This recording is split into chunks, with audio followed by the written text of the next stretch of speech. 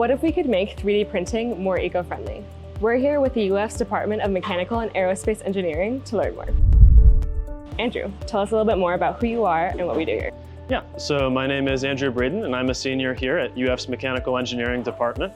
And we have been working on this device this semester to help fix the problem of 3D printer recycling. So what's the connection between 3D printing and recycling? Yeah, so 3D printing deals with plastics and goes through a lot of plastics.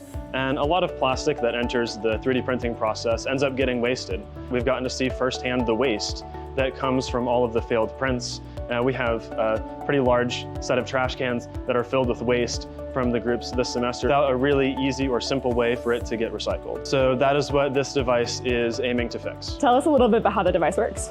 Sure. So the way that this device works is you enter a mix of recycled pellets that have been ground up, and this device turns these pellets back into filament that can be fed back into a 3D printer to be reused. And so how is this device different from currently available devices on the market?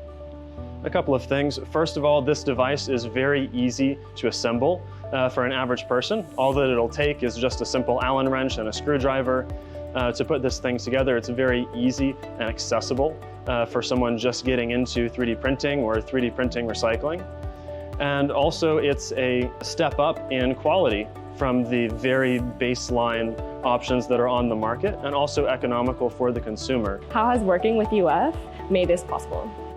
Yeah, so UF gives us students lots of resources to be able to learn how to innovate and create in this controlled setting, which is a great training for entering into industry and being able to make products like this on the market.